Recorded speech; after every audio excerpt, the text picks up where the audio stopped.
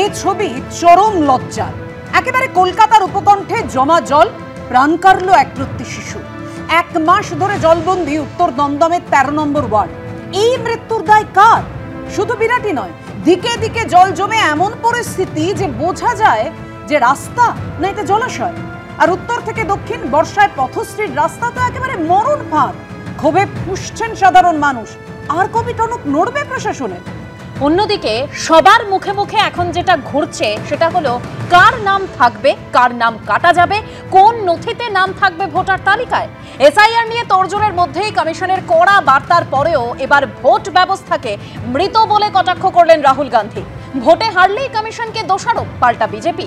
আলোচনায় এরই পাশাপাশি থাকবে হুগলির কোন নগরে তৃণমূল নেতা খুনের পিছনেও কি বড় কোনো মাথার তত্ত্ব রয়েছে।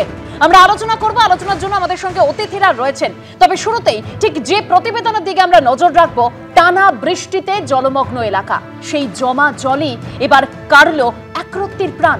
উত্তর 24 পরগনার বিরাটিতে ঘরের মধ্যে জমে থাকা জলে মর্মান্তিক মৃত্যু হলো 5 মাসের শিশু কন্যার। দেখুন কি দেখতে এসেছেন এখানে? এখানে কি আছে? আমার নাতি চলে গেছে, আর দেখার কিছু নেই। মাত্র 5 মাস বয়স, জীবনটা শুরু হয়েছিল সবে মাত্র, কিন্তু এখানেই সব শেষ হয়ে গেল। টানা বৃষ্টির জমা জলই কেড়ে নিল এক প্রত্যীর প্রাণ। শনিবার সকালে মর্মান্তিক ঘটনা ঘটল উত্তর 24 পরগনার বিরাটিতে। ঘরের ভিতরে বৃষ্টির জমা জলে মৃত্যু হলো 5 মাসের শিশু কন্যার। ওর মা ওকে রেখে একটু বাথরুমে গেছিল, ওই বাড়িতে এখানেও যেতে পারছে না, অসুবিধার কারণে ওখানে গেছিল, ওই পেছনের বাড়িতে। ওখান থেকে এসে দেখে মেয়ে পড়ে রয়েছে জলে। মেয়েকে ঘুম পাড়িয়ে রেখে গেছিল। আমি ডিউটি দেখে চলে গেছি, খবর পেয়ে চলে গেছি আমি। আমার মেয়ে কোনোদিনও সকালবেলা ওঠে না। 5:30টার সময় দাদাকে স্কুল, দাদা পরীক্ষা দিতে যাবে, উঠে বুড়ুর সাথে খেললো। ওর বোন কোনোদিনও ওঠে না সকালবেলায়। আর 5:30টার সময় উঠেছে, দাদার সাথে খেলে তারপর দাদা পরীক্ষা দিতে গেছে। ও মৃতের পরিবারের দাবি, বৃষ্টির জমা জল ঘরে ঢুকে আসে। প্রায় 1 মাস ধরে এই দুর্বিষহ অবস্থার মধ্যে কাটাতে হচ্ছিল। শনিবার সকালে 5 মাসের শিশুকন্যাকে ঘুম পাড়িয়ে বাইরে গেছিলেন মা। কিছুক্ষণ পর ঘরে ঢুকে দেখেন জমা জলে নিথর হয়ে পড়ে আছে ছোট্ট শরীরটা। আমরা এই মুহূর্তে রয়েছে ঠিক সেই ঘরের সামনে। আজকে সকালে 5 মাসের এই শিশুকন্যা এই ঘরের ভেতরে, আমরা এই যে ঘরের ভেতরে প্রবেশ করছি, ঘর জলমগ্ন এবং ঘরের পাশেই খাট রয়েছে। সেই 5 মাসের শিশুকন্যা এখানে ঘুমাচ্ছিল। তার মা পাশে রান্নাঘরে রান্না করতে গেছিল এবং এসে কিছুক্ষণ বাদে ফিরে দেখে যে এই মেঝের মধ্যেই নিথর অবস্থায় শিশুকন্যাটি পড়েছিল। প্রথমে উত্তর দমদম পুরসভা হাসপাতাল, পরে বিসি রায় শিশু হাসপাতালে নিয়ে গেলে তাকে চিকিৎসকরা মৃত বলে ঘোষণা করে। উত্তর দমদম পুরসভার হাসপাতাল ও পরবর্তীতে বিসি রায় শিশু হাসপাতালে নিয়ে গেলে মৃত বলে ঘোষণা করা হয় ওই শিশু কন্যাকে। এই বাড়িতে কতদিন ধরে জল রয়েছে? 1 মাস মতো জল রয়েছে। 1 মাস? হ্যাঁ। আপনারা কিভাবে জীবনযাপন করছেন? এই জলের মধ্যেই আমরা জীবনযাপন করছি, মানে রান্না, খাওয়া, থাকা জলে। স্থানীয় বাসিন্দাদের অভিযোগ, পুরসভার আওতায় থাকা খালগুলি সংস্কারের অভাবেই এই হাল হয়েছে এলাকার। না, কোনো কাজ হচ্ছে না। কেন কাজ হচ্ছে না? ওইদিকে খাল বন্ধ, একটা খাল দিয়ে জল পাস হচ্ছে, ওই জন্য জলটা বেরোচ্ছে না। এক জায়গায় জলটা জমাটা হয়ে গেছে। আর এবার সেই জমা জলের কারণে খালি হলো মায়ের কোল। গোটা ঘটনায় আবার বাম আমলের দিকেই দায় ঠেলেছেন তৃণমূল পরিচালিত 13 নম্বর ওয়ার্ডের কাউন্সিলর। 48 বছর ধরে এই ওয়ার্ডের কাউন্সিলর ছিলেন সিপিএম এর। আমি 2022 সালে জনপ্রতিনিধি হয়েছি। প্রথম অখাতে যেরকম মানুষের পড়াশোনা শুরু করতে হয়, 48 বছর বাদে আমাকে আবার নতুন করে এই ওয়ার্ডে কাজ করতে হয়েছে। এখানকার যিনি কাউন্সিলর ছিলেন তিনি সিআইসি পিডব্লিউডির সিআইসি ছিলেন, কিন্তু ড্রেনেজ এর সিস্টেম কোনোরকম কোনো সিস্টেম করেননি। পাল্টা সুর চড়িয়েছে সিপিএম। মর্মান্তিক কোনোদিন হিসেবে আনা যাবে না। শিশুটা জলে ডুবে মারা গেল, এ তো শিশু খুন। জেনে বুঝে সরকারি অপদার্থতার জন্য বলি হলো একটা 5 মাসের বাচ্চা। কে তার জবাব দেবে? কি করছে ওখানকার কাউন্সিলর? কি করছে ওখানকার চেয়ারম্যান, ওখানকার এমএলএ, তিনি আবার মন্ত্রীও বটে? কি করছে ইরিগেশনের মন্ত্রী? কোমরে দড়ি বেঁধে মুখ্যমন্ত্রী অ্যারেস্ট করুন। জমা জলে প্রাণ গেছে এক রত্তির। এর দায় কার? তা নিয়ে দোষারোপ পাল্টা দোষারোপের পালা চলছেই। আজকেও জলে ডুবে একজন শিশু কন্যা মারা গেল। দায়ী পৌরসভার মাথায় কে? চাচা হাকিম এর চোখ দিয়ে পৌরসভা কর্পোরেশন দেখেন কে? খালা মমতা। এই বিরাট সমাজে বিচ্ছিন্নভাবে এই অপ্রীতিকর কুৎসিত ঘটনাগুলো ঘটে যায়। কি হয়েছিল সেগুলো একটু খতিয়ে দেখার। নিশ্চিতভাবে জল যখন ঘরে ঢুকেছিল, প্রথম কথা জল কেন ঢুকলো, আবার পাশাপাশি জল ঢুকে রয়েছে সেখানে একটি বাচ্চা রয়েছে, সেখানেও একটু বোধহয় তাদের অভিভাবকদের একটু সতর্ক, একটু সাবধানতা, একটু নজরদারি বোধহয় দরকার হয়। চলে গেল একটা প্রাণ, কিন্তু জল যন্ত্রণার এই দুর্বিষহ ছবি বদলাবে কবে? সমীরণ পাল ও ঝিরাম কর্মচারী রিপোর্ট, এবিপি আনন্দ। কোনো দায় ঠেলাঠেলি, কোনো ব্যাখ্যায় কি ফিরে আসবে ওই একরত্তি প্রাণ? যে মায়ের কোল ফাঁকা হয়ে গেল এই জমা জলে শিশুটি পড়ে গিয়ে। আপনারা দেখেছেন যে কি অবস্থায় ঘরের, শ্যাওলা আরো নানান আবর্জনা দেখে পচা ডোবা বলে ভুল হতেই পারে। 1 মাস ধরে জলবন্দি ওই এলাকার মানুষজন। আমি এখানেই বৈশ্যানুরদার কাছে আসব। বৈশ্যানুরদা, কোনোভাবে এর দায় কি পুরসভা এড়াতে পারে? একটি বাচ্চার মৃত্যু হয়েছে, অত্যন্ত দুঃখের এবং উদ্বেগের, এটা তো অস্বীকার করার জায়গা নেই। আমি এই মৃত্যুটাকে নিয়ে আশা করব যে যেভাবে রাজনীতির লোকেরা মন্তব্য করছেন ঠিক সেইভাবে ব্যাপারটাকে ভাবা কি উচিত হবে। একটি বাচ্চা ওখানে জলের মধ্যে পড়ে গেছে এবং যেটা আপনারা দেখাচ্ছেন যে একটা জল কিছুদিন ধরে ওখানে আটকে আছে খাল সংস্কারের জন্য।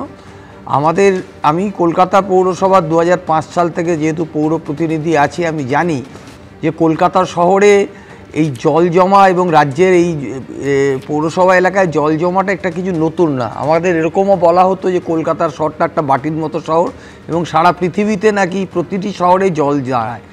আমরা এই মুহূর্তে দেখেছি যে কলকাতার জল অতি দ্রুত নেমে গেছে। এই ক্ষেত্রে যে পৌরসভায় হয়েছে সেই পৌরসভার যারা কাউন্সিলর বা চেয়ারম্যান আছেন তারা সঠিক উত্তর দিতে পারবেন যে কেন এই খাল সংস্কারের কাজ হয়নি বা জলটা তারা দ্রুততার সঙ্গে নামেনি।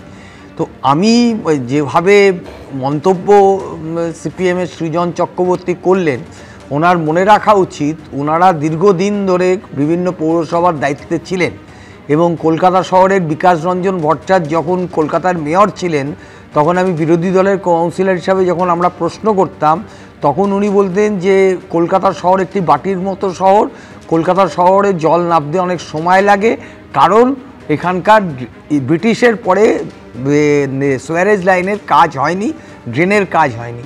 এখন কিন্তু সেই পরিস্থিতি পাল্টেছে। আমি আশা রাখবো খড়দায় যেখানে এখানে ঘটনাটা ঘটেছে সেই ঘটনায় মর্মান্তিক ঘটনাটাতে সঠিকভাবে ব্যবস্থা নিয়ে যে ঘটনাটা যে কেন হলো সেটা দেখা এবং এই ধরনের ঘটনায় যেন পুনরায় কোনোদিন না ঘটে সেই ব্যবস্থা গ্রহণ করা। কিন্তু বৈশ্যানুরদা, এখানেই প্রশ্ন থাকবে যে আপনি বললেন পরিস্থিতির পরিবর্তনের এই নমুনা এক আমরা দেখাচ্ছি বললেন, মানে সবাই দেখছে, গোটা বাংলার মানুষ দেখছে কি অবস্থা। তারা তো ভুক্তভোগী, তারা তো দিনের পর দিন এই জলের মধ্যে রয়েছেন এবং শুধু কয়েকদিন নয় 1 মাস ধরে তারা এই জল যন্ত্রণা ভোগ করছেন। বিষধর সাপ ঘুরে বেড়ায় এলাকায়, অর্থাৎ বুঝতেই পারছেন কতদিন ধরে মানুষ কষ্টে রয়েছেন। এর দায় অবশ্যই তো পুরসভাকে নিতে হবে। হ্যাঁ, অবশ্যই বিজেপি প্রতিনিধির কাছে আসবো। কয়েকটা জিনিস জানা সবাই জানেন যারা ওখানকার ভুক্তভোগী। প্রথম কথা হচ্ছে এই এলাকায় দমদম, নিমতা, বেলঘড়িয়া, উত্তর 24 পরগনার একটা বড় এলাকা এবং আরও যেগুলো বামনগাছি সব জায়গায় নৌকো চলছে এবং বৈশ্বনাথদারা বোধহয় জানেন না, কেননা কলকাতার 10 কিলোমিটারের বাইরে 20 কিলোমিটারের বাইরে তো এনারা বেরোন না। আর সব জায়গায় ওই উত্তরবঙ্গের মতন 500 টাকা করে দিচ্ছি লক্ষ্মীর ভাণ্ডারে, 1000 টাকা করে দিচ্ছি, এই বাড়িতে গিয়ে রান্না করে, এসব নিয়ে কথাই বলবে না, যেটা আজকে হয়েছে উত্তরবঙ্গে। বিডিও সাহেব বলেছেন। এখন ঘটনা হচ্ছে যে কেন হয়েছে। প্রথম কথা হচ্ছে খালগুলো সংস্কার করার সময় যারা মাটি কাটে তারাও কাটমানি নেয়, কাটমানি দেয়, এটা একটা সমস্যা। সেই জন্য মাটি কাটাটা দেরি হয়ে যায়, ড্রেজিংটা। আর 2 নম্বর, মাটি কোথায় কাটবে এই এলাকাতে, পার্টিকুলারলি এই এলাকাতে যে খালের কথা একজন কে আপনারা সাক্ষাৎকার নিলেন, তিনি বলেন একটা খাল দিয়ে জল পাস হচ্ছে, এই বাকি খালগুলোতে কি হয়েছে সেখানে বালির বস্তা, সিমেন্টের বস্তা দিয়ে, সেই তো বালির বস্তা, সিমেন্টের বস্তা দিয়ে ওগুলোকে ব্লক করা হয়েছে।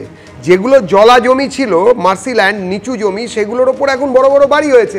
এবারে সেই বাড়িগুলো মানে বিনা প্ল্যানিংয়ে, কোনো প্ল্যান নেই, পৌরসভার কাছে পয়সা দিলেই এসব জায়গায় আপনি বাড়ির প্ল্যান পেতে পারেন মাল্টি স্টোরিতে, কিন্তু সাধারণ মানুষের প্ল্যান পেতে অনেক দেরি হয় বাড়ির নকশা পেতে। যাই হোক, কিন্তু এই বাড়িগুলোর যাদের বিক্রি করেছে এই ফ্ল্যাটগুলো, তাদের ওদিকে যাতে জলটা কমে সেই জন্য এই কল্যাণী হাইওয়ের দুপাশ, কল্যাণী হাইওয়ের সমস্ত কানেক্টরের যে দুপাশ, সব জায়গায় নয়াঞ্জলি এবং যত রকমের খাল আছে সব খালেতে এইরকমভাবে ব্লকেজ করে রাখা আছে, ম্যানমেড ব্লকেজ, মানুষের তৈরি, প্রাকৃতিক নয়। এই ব্লকেজ তৈরি করেছে এখানকার তৃণমূলী হারমাদরা, এরাই করছে। এবং এদের মাথার ওপরে হাত আছে কাউন্সিলর, তার উপরে হচ্ছে যিনি এই পৌরসভার যিনি প্রধান তার হাত আছে, এবং পরপর এই স্টেপগুলো আছে। সবার ওপরে ফিরহাদ হাকিম এবং তার উপরে নবান্নর 14 তলা, সবাই একসঙ্গে দেখছে, একসঙ্গে বুঝছে এই যে বাচ্চাটি মারা গেল, দুদিন কুমিরের কান্না হবে, কিন্তু এই জিনিস হবেই। একদম লিখে রাখুন, এই প্রত্যেক জায়গাতে এই জিনিস, এই একই জিনিসের পুনরাবৃত্তি হয়ে চলেছে। কি অস্বাভাবিক বললেন কুণাল বাবু, যে বাচ্চাটার জল জমেছে, জমা জলে বাচ্চাটার বাবা মার উচিত ছিল একটু ইয়ে করা, মানে সতর্ক থাকা। আরে কুণাল বাবু বা তৃণমূলের যারা এখানে নেতা মন্ত্রী আছেন, বৈশ্বনাথ দা অনেক দিনের কাউন্সিলর, অনেকদিন জনপ্রতিনিধি, তিনিও লজ্জা পেয়ে পুরোটা বলতে পারছেন না। আরে কিভাবে বলছেন? আপনার বাড়িতে যদি এই ঘটনা ঘটতো আপনি বলবেন 30 দিন ধরে ওরা জলের মধ্যে বসে আছে, গরমে জল কষ্ট আর বর্ষাকালে জলে কষ্ট, এর বাইরে ওদের কোনো লাইফ নেই। এই 30 দিন ধরে বাড়িতে জল, বিষধর সাপ, খাবার জল নেই, টয়লেট, একদম এক মাস ধরে এই পরিস্থিতির মধ্যে রয়েছেন ওই বিরাটের ওই মানুষজন। একদম আমি এখান থেকে বৈষ্ণবদার কাছে যাবো। বৈষ্ণবদা, মানে আমরা ওই কাউন্সিলরের বক্তব্য শুনলাম, প্রশান্ত দাস, তিনি বললেন যে 48 বছর ধরে এই ওয়ার্ডের কাউন্সিলর ছিলেন সিপিএম এর, মানে অর্থাৎ বাম আমলেও কাজ হয়নি, এখন তৃণমূলের আমল, তখনও কাজ হবে না, একই পরিস্থিতি সাধারণ মানুষকে ভোগ করতে হবে। আর আপনি একটা কথা বলছিলেন বৈষ্ণবদা, যে রাস্তা থেকে জল নেমে গেছে, মানে কলকাতার রাস্তার জল নেমে গেছে, কিন্তু রাস্তাগুলোর কি হাল সেই ছবি আমরা দেখাবো কিছুক্ষণ পরেই। সেটা আমি উত্তর দেবো রাস্তার যখন প্রসঙ্গ আসবে। আমি শুধু একটা কথা, উনি এত কথা বললেন তো 2022 সাল থেকে উনি বললেন আমি কাউন্সিলর রয়েছি, তার আগে বামফ্রন্টের কাউন্সিলর ছিল। সিপিএম এর আমলে কি হয়েছে পশ্চিমবাংলা সবাই জানে। আর বিজেপি 9 জুলাই হরিয়ানাতে 4 জনের মৃত্যু হয়েছে, গুজরাটে ওই গম্ভীরা ব্রিজ ছেড়ে 21 জনের মৃত্যু হয়েছে। আপনি আপনাদেরটা শুনুন। মধ্যপ্রদেশের জব্বলপুরে খালে গাড়ি উল্টে 2 জনের মৃত্যু হয়েছে, ইউপিতে 13,000 অ্যাক্সিডেন্ট হয়েছে, 7,700 জনের প্রাণ গেছে, দেশের মধ্যে সর্বোচ্চ। সুতরাং আপনারা যে রাজ্যে আছেন, আপনি তো কম্পারেটিভ, একটা ন্যাচারাল ক্যালামিটিকে নিয়ে, একটা দুর্ঘটনাকে নিয়ে আপনি সমালোচনা করবেন। প্রাকৃতিক দুর্যোগ বলতে পারেন, তার জন্য তো প্রশাসন ব্যবস্থা নেবে, তার জন্য তো পুরসভা ব্যবস্থা নেবে। 1 মাস ধরে জল জমে থাকার দায়িত্ব কি প্রকৃতির? আর প্রবলেমটা কি জানেন তো, আপনি দুর্ঘটনা হয়েছে দিচ্ছেন ওই বাড়ির দুর্গাপূজা, আপনি রাজনীতি দুর্ঘটনাটাকে রাজনীতি করতে এসছেন তো, দুর্ঘটনাকে নিয়ে রাজনীতি করতে এসছেন, রাজনীতি করুন। কিন্তু আমি বলছি এই ধরনের ঘটনা না ঘটে, এখানে প্রশাসন জলে পড়ে মরবে, ওটা রাজনীতি, সবগুলোই রাজনীতি। না না, আপনি তো একটা বাচ্চাদের মৃত্যুকে নিয়ে আপনি এসে দোষারোপে বলতে গেলে রাজনীতি করতে এসছেন। আপনি আঙুল তোলার জন্য এখানে এসেছেন। বৈশ্বনাথ, এটা নিছক দুর্ঘটনা আপনার মনে হচ্ছে? শুধুমাত্র দোষ বাবা মার, দোষ বাম আমলের, পুরসভার কোনো দোষ নেই, কাউন্সিলরের কোনো দোষ নেই, প্রশাসনের কোনো দোষ নেই। কাউন্সিলর, প্রশাসন, পৌর প্রশাসন তারা নিশ্চিতভাবে তারা এটা নিশ্চিত তারা দেখবে এটা কি হয়েছে, কিন্তু তাই বলে এইটাকে কেন্দ্র করে উনি রাজনীতি করবেন। বলছেন যে রাজনীতি হচ্ছে, কিন্তু রাজনীতি নয়, এই জমা জলের কারণে একটা একরত্তি শিশুর প্রাণটা চলে গেল, এটা তো দেখতে হবে। আমি পার্থদার কাছে যাবো, পার্থপ্রতিম বিশ্বাস রয়েছেন আমাদের সঙ্গে। পার্থদা, মানে কাউন্সিলরের বক্তব্য আপনি শুনলেন, তিনি বললেন যে 2022 সালে জনপ্রতিনিধি হয়েছে, কিন্তু আমরা যতটুকু জানি যে 2015 সাল থেকে এই পুরসভা আর কোন রকম ভাবে বিরোধীদের হাতে নেই, এটা শাসক দলের হাতে। অর্থাৎ সাধারণ মানুষের যে বিষয় যেটা সামনে আসছে, 10 বছর যদি পুরসভার তৃণমূলের হাতে রয়েছে, যখন সেখানেও এই পরিস্থিতির বদল নেই, একইভাবে এরকম জমা জলে যন্ত্রণার মধ্যে থাকতে হবে সাধারণ মানুষকে, যেখানে এবার 5 মাসের শিশু তার প্রাণ চলে গেল, যার জীবনটা শুরুই হলো না। এক্স্যাক্টলি দেবস্মিতা, আনফর্চুনেটলি এই বাচ্চা মেয়েটার মৃত্যুর ঘটনায় রাজনীতি যদি প্রথম কেউ এনে থাকে ওই ওয়ার্ডের কাউন্সিলর, যার সাক্ষাৎকার আপনারা দেখালেন, তিনি হচ্ছে আমল ধরে প্রথম হচ্ছে আলোচনাটা শুরু করলেন। ফলে রাজনীতি তিনিই নিয়ে আসলেন। এবং আপনি যেটা বলছেন 10 বছর হচ্ছে যে পুরসভা তারা আছেন, আমি বলছি তার সাথেও 15 বছর আপনি নগর উন্নয়ন মন্ত্রকের দায়িত্বে আছে আমাদের রাজ্যে হচ্ছে যে তৃণমূল সরকার। ফলে এই যে নর্থ দমদম যে এলাকাটার কথা বলছেন, আমি ওখানকার নিমতা স্কুলের ছাত্র, ফলে আমি জানি এলাকার টোপোগ্রাফি সম্পর্কে। ফলে এবার ওটা হচ্ছে কতটা ব্যাডলি ম্যানেজড একটা মিউনিসিপ্যালিটি, বিশেষত গত কয়েক বছর আপনারা দেখিয়েছেন পরপর এই ধরনের বর্ষার সময়, সেখানে মানুষ সত্যি খুব অরক্ষিত অবস্থায় আছে। 2, আপনি দেখবেন যে এই যে দায়ের রাজনীতি না, সৌগত রায় ওই এলাকার হচ্ছে সাংসদ, তিনি একটা চমৎকার কথা বলেছিলেন ঠিক 1 বছর আগে একটা বৃষ্টিতে দমদমে ইলেকট্রিকিউটেড হয়ে টিউশন পড়তে যাচ্ছিল যখন 2টি মেয়ে, তার মধ্যে একজন মারা যায়, তখন হচ্ছে যে ওই ইলেকট্রিকিউটেড হয়ে মারা যাওয়ার ঘটনাটাকে তিনি বলেছিলেন যে ওই সময় পড়তে যাওয়ার কি দরকার ছিল। এই যে দায় চাপানোর রাজনীতি সৌগতবাবু যেটা শুরু করেছিলেন, ইনফ্যাক্ট কার্যত কুণালবাবু হচ্ছে সেই পথেই হাঁটলেন। ফলে তিনিও বললেন যে বাবা মার দেখা উচিত ছিল যে ঘরে যখন জল রয়েইছে তাহলে বাচ্চাটা কি করে ভালো থাকে।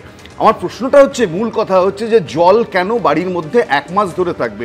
আমি বিশ্বনাথ বাবুর সাথে একমত যে জল জমতে পারে শহরে, কিন্তু কত দ্রুত শহর থেকে জমা জল বেরিয়ে যায় তার উপর নির্ভর করে এফিসিয়েন্সি। পুরসভা সব দেশে হয়, সব শহরে চেষ্টা করে।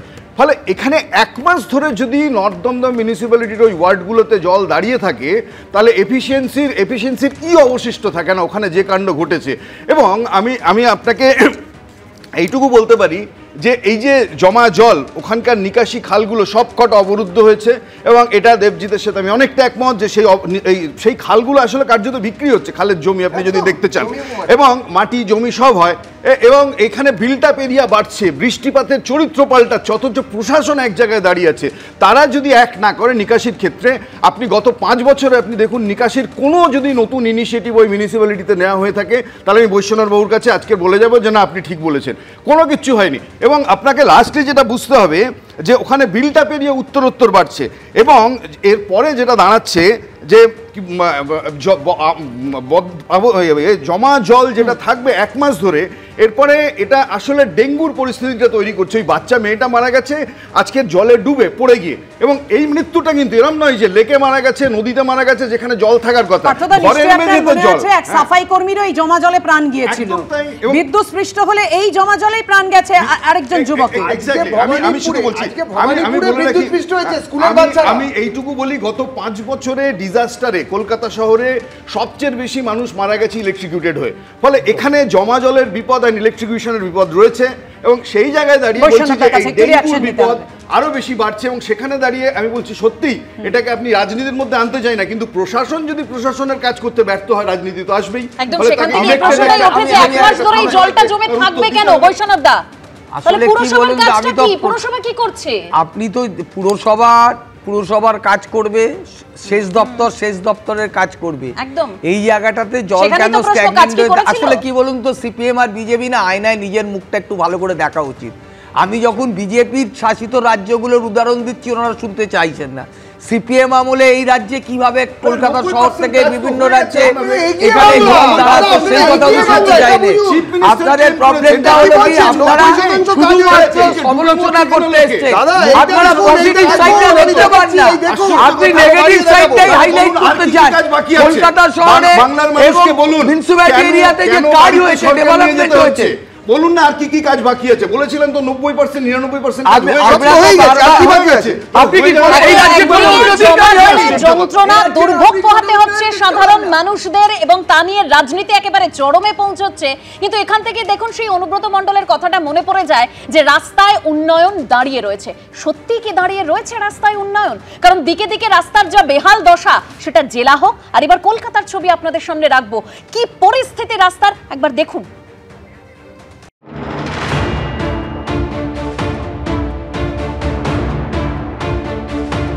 রাস্তা বলে কিছু নেই, চাষের জমির মতো হয়ে গেছে। কলকাতার রাস্তাকে এখন এভাবেই দেখছেন অনেক শহরবাসী, তার কারণ ব্যাখ্যার দরকার নেই, ছবিগুলোই যথেষ্ট।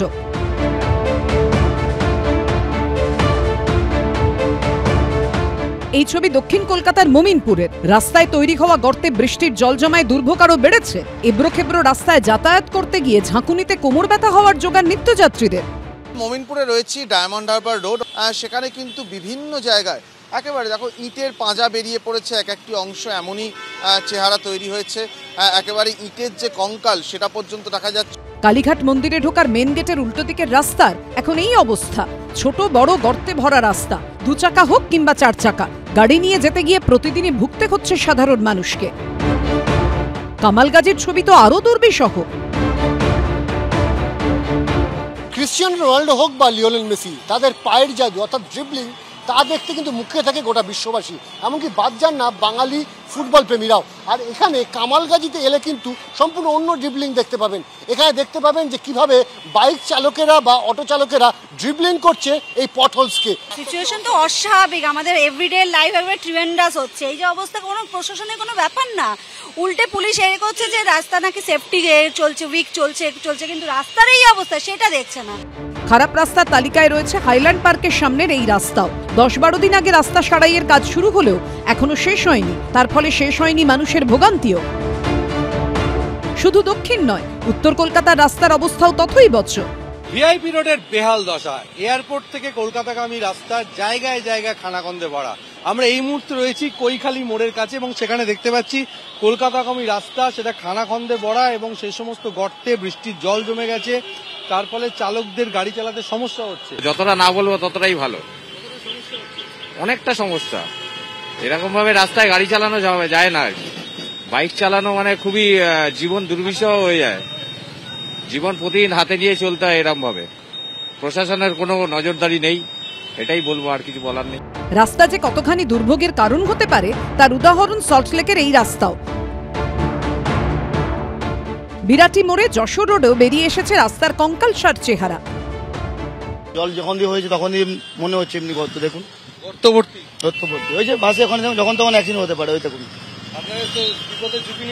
একদম একদম সকালে উঠে এমনি করে যেতে হয় আমাদের। কতদিন ধরে চলছে, যবে থেকে বৃষ্টি পড়ছে কন্টিনিউ এই চলছে, ট্রিটমেন্টের কোনো ব্যাপার নেই। দেখুন বর্ষা মানেই কলকাতার এই চেনা দুর্ভোগ, আদৌ কি কোনোদিন বদলাবে ছবিটা? অরিত্রিক ভট্টাচার্য, অনির্বাণ বিশ্বাস, সমীরণ পালের রিপোর্ট, এবিপি আনন্দ। দেখুন, রাস্তার জন্য কোটি কোটি টাকা বরাদ্দ হয়, এবারের বাজেটেও হয়েছে, বিশেষ করে গ্রামীণ রাস্তা, কিন্তু সেই রাস্তাগুলোর কি হাল? ডুলি করে নিয়ে যেতে হয় মানুষকে, একেবারে প্রসবের আগেই শিশুর প্রাণ চলে যায় এই রাস্তার কারণেই। সেটা আমরা দেখিয়েছি একের পর এক রাস্তার ছবি। আমি এখানেই আসবো রবীন্দ্রনাথ বাবুর কাছে। রবীন্দ্রনাথ বাবু, আমাদের পাড়া আমাদের সমাধান, সেটা ঘোষণা করতে গিয়ে মুখ্যমন্ত্রী বলেছিলেন 3টে করে বুথ নিয়ে একটা সেন্টার হবে, আমাদের 80,000 বুথ আছে, একটা বুথের জন্য ছোট ছোট কাজ করার জন্য 10 লক্ষ টাকা করে অনুমোদন করব, অর্থাৎ বুথ প্রতি 10 লক্ষ টাকা। আমি বলছি সেই টাকা, সেই অনুদান, সেই প্রকল্পের ঘোষণা অনুযায়ী কোথায় পৌঁছচ্ছে? তাহলে রাস্তার উন্নয়ন হচ্ছে না কেন? তাহলে রাস্তাগুলোর হাল ফিরছে না কেন? তাহলে নিকাশি ব্যবস্থার হাল ফিরছে না কেন? এই যে রাস্তায় উন্নয়ন দাঁড়িয়ে আছে সেই অনুব্রত মণ্ডলের কথা, এটা কি এরপরও এই রাস্তার ছবি দেখেও বলা যায়, নাকি বলতে হয় রাস্তায় মৃত্যু ফাঁদ দাঁড়িয়ে আছে? হ্যাঁ, আগে ছিল রাস্তায় লাঠি হাতে উন্নয়ন দাঁড়িয়ে থাকতো, এখন তো জলে উন্নয়ন সাঁতার কাটছে। আর প্রথম যে ব্যাপারটা সেটা হচ্ছে এই সরকারের সার্বিকভাবে একটা অপশাসন, সেটা আমরা দীর্ঘদিন ধরে দেখছি, এ নিয়ে আর নতুন করে বলার কিছু নেই।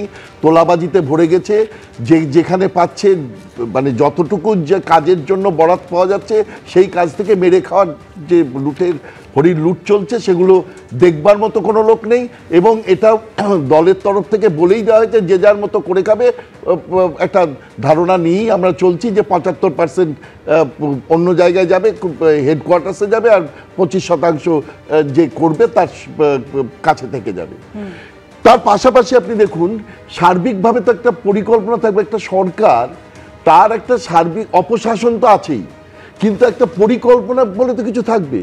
পরিকল্পনাটা কোথায়? একটা ক্রাইসিস, গোটা সরকারটাই ডিপেন্ড করে ক্রাইসিস ম্যানেজমেন্ট, কারণ ক্রাইসিস ম্যানেজমেন্টই পয়সা। একটা আমফান হবে ক্রাইসিস, তখনই সঙ্গে সঙ্গে টাকা, আরও টাকা আসবে। একটা কোনো এই যে হলো এবার ওখানে জল সরানোর জন্য টাকা আসবে, সেই টাকা মার যাবে। সুতরাং ক্রাইসিস ম্যানেজমেন্টে কিন্তু টাকা আছে, সুতরাং সবাই চেষ্টা করে ক্রাইসিস ম্যানেজমেন্ট, রিস্ক রিডাকশন, যেটা ডিজাস্টারের প্রথম কথা। উনি তো আমাদের মুখ্যমন্ত্রী তো চিরকাল বলে এসছেন ম্যানমেড ডিজাস্টার, এটা কোন মেড ডিজাস্টার? সুতরাং এই যে ডিজাস্টারের রিস্ক রিডাকশন বা ঝুঁকি কমানোর যে চেষ্টা সার্বিক পরিকল্পনার মাধ্যমে, গোটা কলকাতাতেও নেই। আর উনি তো মাঝে মধ্যেই মহানাগরিক তো মাঝে মধ্যেই বড় বড় বক্তৃতা দেন, এই করে দেব সেই করে দেব, পিচ উঠে যাচ্ছে ওই উঠে যাচ্ছে। কেন যে একটু জল পড়লেই 1.5 ফুট পিচ উঠে যায় সেটা উনিই ভালো বলতে পারবেন, কিন্তু গোটা জায়গাটায় কোনো সার্বিক পরিকল্পনা নেই। যখনই এই জলের মধ্যে এখন বিভিন্ন জায়গায় দেখি পিচ নিয়ে দাঁড়িয়ে আছে, তারা রাস্তা তৈরি করার চেষ্টা করছে। এবার থার্ড হচ্ছে, আপনি এটা কত দূর জায়গায় গিয়ে পৌঁছেছে যে তৃণমূলের কাজ হচ্ছে সংসদের মধ্যে দাঁড়িয়ে। আমরা গত বৃহস্পতিবারের ছবিটাও যদি আমরা একটু দেখি, যারা অফিস ফেরত যাত্রীরা যারা ছিলেন রাস্তা দিয়ে যাচ্ছিলেন এই বাইপাসে কি পরিমাণ জ্যাম ছিল সেটা একদম দেখতে পেয়েছি। আর এই হাইল্যান্ড পার্কের কাছে এই বর্ষার মধ্যেও রাস্তা সারাই হচ্ছিল। এখানেই তো প্রশ্ন, বর্ষার মধ্যে কেন কাজ হবে? এখানেই তো ব্যাপার। তৃণমূল তার একমাত্র, আপনি যদি, আমি বিভিন্ন সাংবাদিকদের কাছে শুনতে পাই যে তারা সংসদের মধ্যে দাঁড়িয়ে তাদের একমাত্র কাজ হচ্ছে বিজেপির কোনো বক্তব্য সরকারের তরফে বলতে দেব না। এটা হচ্ছে তাদের মূল ইস্যু। সরকারকে শুধু কোনো কথা বলতে দেব না, এটা যে বলতে পারবে, যে করতে পারবে সে সবচেয়ে ভালো। আর এখানে কাজ হচ্ছে যে বড় বড় বক্তৃতা দেওয়া এবং কোনোভাবে এই যে ধরুন 10 লাখ টাকা করে 8,000টা বুথে দেওয়া হবে, 80,000 বুথে দেওয়া হবে।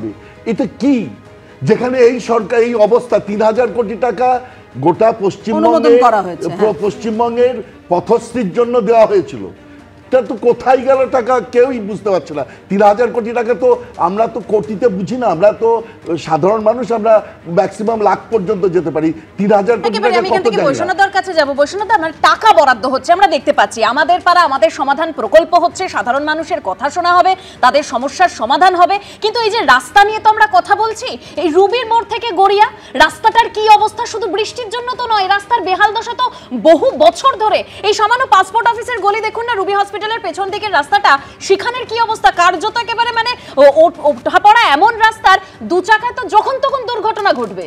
মানে আপনারা সবাই মিলে সমালোচনা করছেন তো, আমার একটু উত্তর দেবেন। উত্তর দেওয়ার আমি আপনাকে বলছি, শুনুন, এটা জানতে হবে আপনাদের। আপনি যে এত আপনি বলুন এই রাস্তার ছবিটা দেখুন। আমি বলছি তো উত্তরটা এই রাস্তাটা দেখে সবাই মিলে চিৎকার করলে না বলতে দিলে কি করে হবে? আপনি বলুন না। পাড়ায় সমাধানটা শুরু হয়েছে কবে? 2রা আগস্ট, মানে আজকে থেকে শুরু হয়েছে। আপনি শুরু হওয়ার দিন, প্রথম দিনই আপনি সমালোচনায় চলে গেলেন। আপনি এত সমালোচনা করেন, আগে জানতে হবে এই যে আমাদের আগে যে ম্যাস্টিকের রাস্তাটা ছিল সেটা ন্যাশনাল গ্রিন ট্রাইব্যুনালের অর্ডারে ম্যাস্টিকের রাস্তা করা যাচ্ছে না।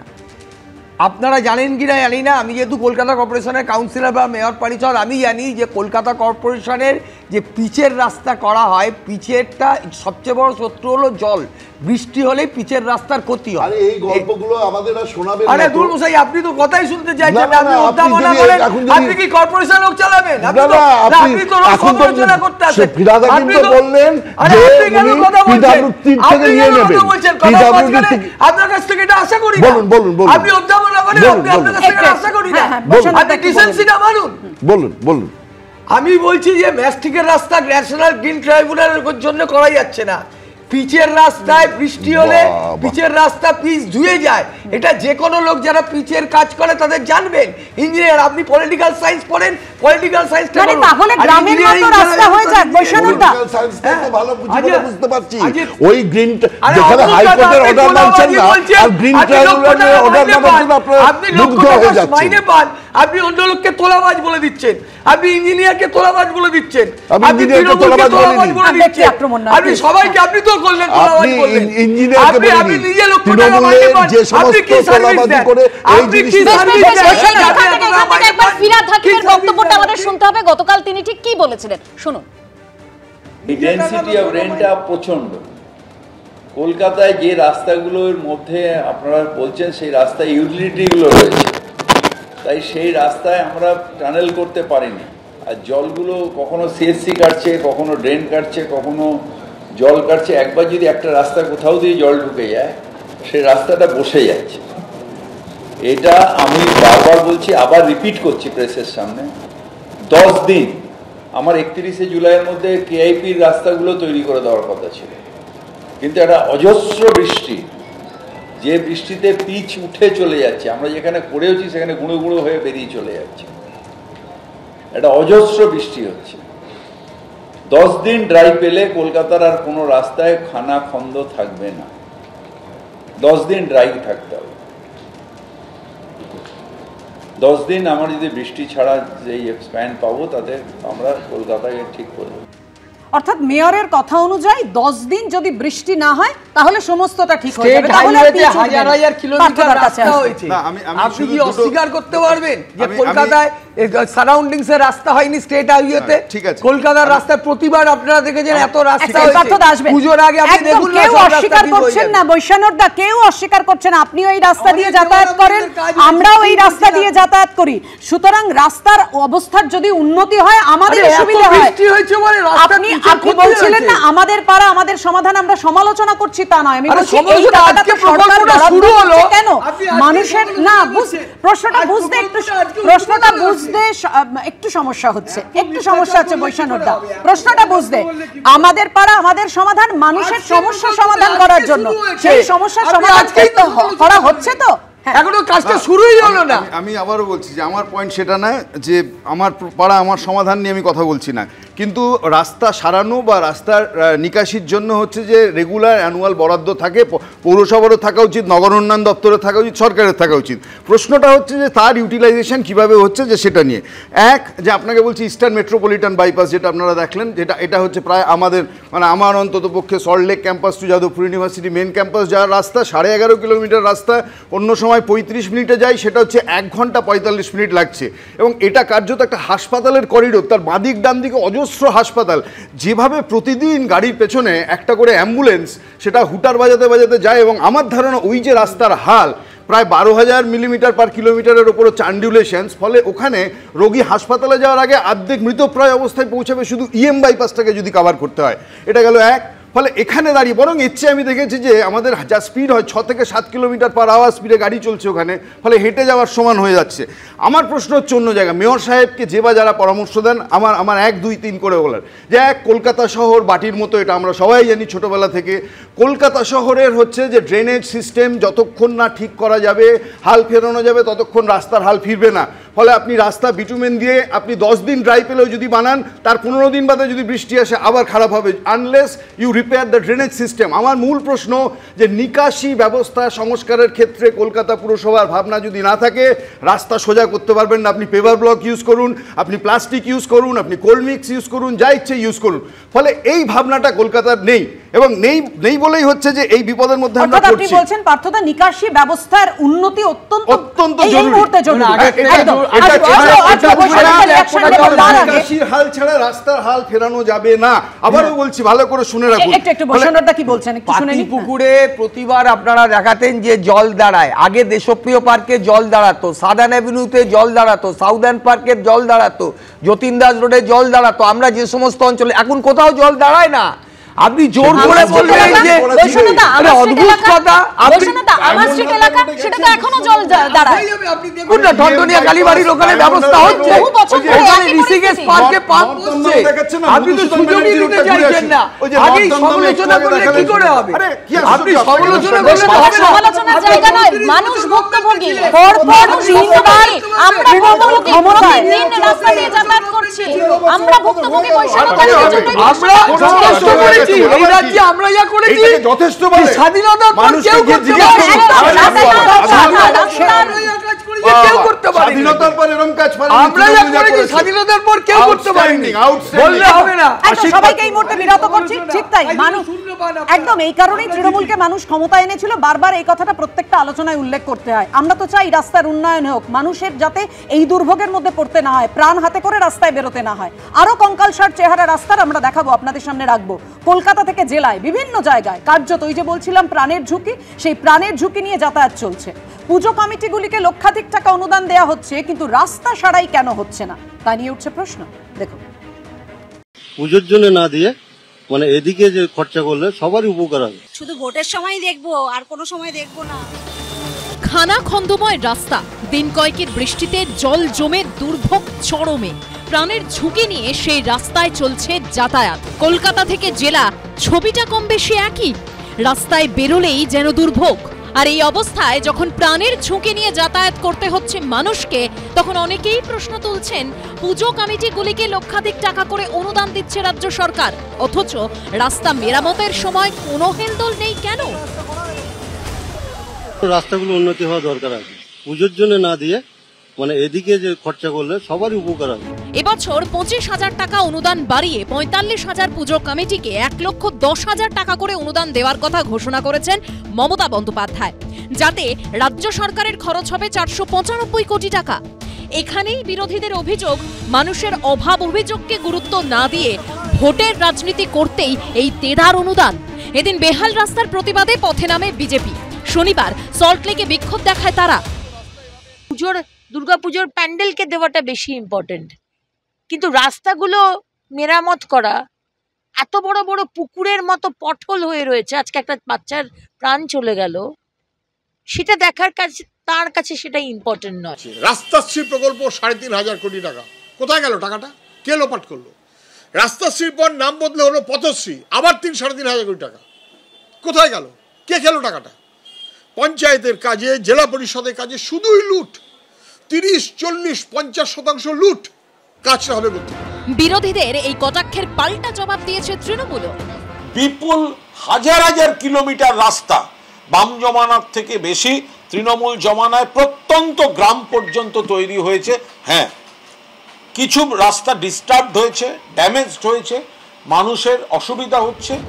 পুজোর কাউন্টডাউন শুরু হয়েছে, কিন্তু রাস্তা সারাই হবে কবে? এই দুর্ভোগের শেষ কোথায়? উজ্জ্বল মুখোপাধ্যায়, মনোজ বন্দ্যোপাধ্যায়, অনির্বাণ বিশ্বাসের রিপোর্ট, এবিপি আনন্দ। অর্থাৎ এই যে পুজোর অনুদান দেওয়া হচ্ছে, মমতা বন্দ্যোপাধ্যায় তিনি ঘোষণা করলেন 1,10,000 টাকা করে প্রতিটা পুজো কমিটিগুলোকে, সেক্ষেত্রে 495 টাকা খরচ হবে রাজ্য সরকারের। আমি এখান থেকেই 495 কোটি টাকা খরচা হবে রাজ্য সরকারের। আমি এখান থেকেই যাব দেবজিতের কাছে। দেবজিৎ, কুণাল ঘোষও সেই কিন্তু বাম আমলের প্রসঙ্গ টেনে আনলেন। তিনি বললেন বাম আমলে যে কাজ হয়নি তৃণমূল আমলে হচ্ছে, গ্রামীণ রাস্তাগুলো পর্যন্ত সারাই হচ্ছে, কিন্তু তারপরেও দেবজিৎ আমাদেরকে সেই গ্রামীণ রাস্তার ছবি দেখতে হয়, ভেলাই করে নিয়ে যেতে হচ্ছে রোগীকে, ডুলি করে নিয়ে যেতে হচ্ছে রোগীকে, অ্যাম্বুলেন্সেই সন্তান প্রসব করতে হচ্ছে মাকে। এই মুহূর্তে বামুনগাছিতে নৌকো চলছে, শুধু বামুনগাছি নয়, বারাসাতে আরও অনেক জায়গাতেই নৌকো চলছে। আমার কথা হচ্ছে যে এই যে রাস্তার দুরবস্থা, তার কারণ এটুকু নয় যে এই পটহোল তৈরি হচ্ছে বৃষ্টির জন্য হচ্ছে। মানে ভারতবর্ষের মধ্যে পশ্চিমবঙ্গের কলকাতাতেই একমাত্র বৃষ্টি হয় বা পশ্চিমবঙ্গেই বৃষ্টি হয়, বাকি সব জায়গায় সারা বছর 365 দিন খটখটে রোদ ওঠে, এক ফোঁটাও বৃষ্টি হয় না, এরম তো নয়। কিন্তু অন্য অন্য রাজ্যের রাস্তাও তো ভালো থাকে কি করে? তার কারণটাই হচ্ছে যেখানে বিজেপি আছে, যেখানে বিজেপি নেই, অন্যরা রয়েছে, অন্তত তৃণমূল নেই, সেখানে রাস্তা কি করে ভালো আছে? তামিলনাড়ুর রাস্তা তো চকচকে কি করে হয়? সাউথ ইন্ডিয়ার রাস্তাও তো ভালো কি করে হয়? ওদের কি টোপোগ্রাফি কি খুব আলাদা কিছু ভারতবর্ষের বাইরে? তা নয়, আসলে ওখানে কাটমানি খোঁড়েরা নেই। এই যে ভরা বর্ষায় পিচ ঢেলে দেওয়া হচ্ছে বা ওই স্টোন চিপসের গুঁড়ো ঢেলে দেওয়া হচ্ছে, এটা তো একটা পদ্ধতি। বৈষ্ণবদা খুব ভালো করে জানেন, আর আগের বামেরাও জানেন যে ঠিকাদার স্টোন চিপ ঢালবে, আবার গর্ত হবে, আবার ঠিকাদারি চাওয়া হবে, 4%, 5% টেবিলের তলা দিয়ে দেওয়া হবে। This is the procedure, entire procedure. এটা সবাই জানে, যারা ঠিকাদার তারাও জানে, যারা এই অর্ডার দেন তারাও জানে, যারা কর্পোরেশন বা মিউনিসিপ্যালিটির যারা অথরাইজ যারা অফিসার তারাও জানেন কিভাবে এই টাকা সরে, কিভাবে এই টাকা চলে। যেটা ঘটনা সেটা হচ্ছে যে এই পুরো জায়গাটা, আপনারা গ্রামেগঞ্জের কথা বলছেন, চলুন না এক্ষুনি ব্যারাকপুরে চলুন। আমি আপনাকে বলছি ব্যারাকপুরে একটা মানে পুরো স্টেশন সংলগ্ন, খড়দার স্টেশন সংলগ্ন, নৈহাটি স্টেশন সংলগ্ন, পুরো গঙ্গার এপার এবং ওপার, আপনি কন্যগড়ে যান যেখানে আরো হাঙ্গামা হচ্ছে, বা ওপারে পুরো গঙ্গার দুধারে কলকাতা থেকে যদি আপনি 60-70 কিলোমিটারে যদি দূরে চলে যান, কল্যাণী ছাড়িয়ে আরো ভেতর দিকে, তাহলেও দেখবেন একই অবস্থা। দক্ষিণের দিকে যত যাবেন, বারুইপুর বা ওদিকে বজবজ, এক অবস্থা।